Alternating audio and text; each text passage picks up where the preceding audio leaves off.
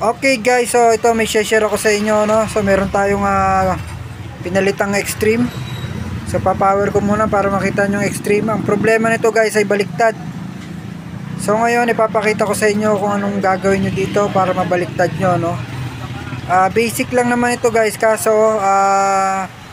wala tayong original na remote. Gagamit tayo ng ganitong remote. Tingnan nyo maigi. So meron tayong remote na RM. Okay, ang labo. Ayaw niya. Yon. Okay, meron tayong RML 1130 plus X. So itong ginamit ko guys. Ang code na nilagay ko dito guys ay 007. So ito guys, pwedeng mag-shortcut ito. Pag ganun ang ginamit yung code dito, pwede nyo nang mapalabas yung service mode. Ganito, ano? So naka-code na to.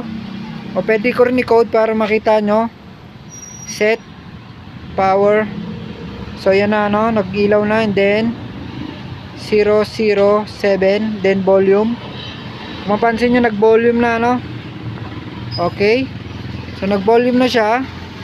Ngayon ibabaliktad natin yan gamit itong universal remote na to. So napakabilis gamitin to guys. Ganito ang gagawin nyo. So pindutin nyo yung source. Itong source. Okay, yun na, nakita nyo na siya, lumabas na siya. Agad-agad. Wala ka na nagda-dial guys na menu 1147. So source lang, din lalabas na siya. And then sa source niya, kung mapapansin nyo, meron siyang pagpipilian dito nga video, audio, setup, version, ganyan-ganyan. Dito lang tayo sa video guys. Then naka-arrow siya pa ganon. Then yun ang pipindutin nating arrow. Hindi tayo naka-autofocus. So pindutin ko yung arrow. O kung makikita nyo dito guys, yan na siya, no. And then meron tayo namang pagpipilian dito na picture mode, W adjust, picture curve, ADC, and then overscan, and then panel control. Dito tayo guys sa panel control. Pababa tayo.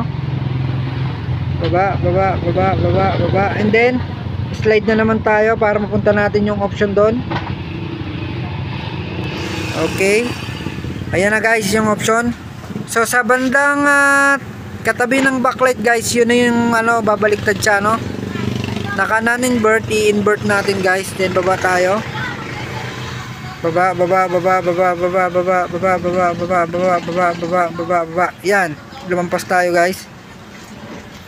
And then ganun ulit. Pwede nating enter. Tingnan natin. Ayaw, then slide na lang natin kasi ayaw sa enter. Ayun, no, nag-invert na siya, pero hindi pa rin siya bumaliktad, no. Ang gagawin natin dyan guys ay ganito. Punta tayo sa exit. Exit. Ito, pinipindot ko yung exit. O yun, no. Then tatanungin ka guys, sasabihin niya dyan, flip mode has been change, confirm, yes. And then yung arrow dito sa kabila, dito ang pipindutin mo. Okay, pinindot na natin, namatay. Then babaliktad na siya guys. Okay, done. So ganun lang, napakasimple guys. So sana may natutunan kayo kahit konti. So hanggang dito na lang guys. Maraming salamat sa mga nanood. Peace out. Ang galing! Ang galing!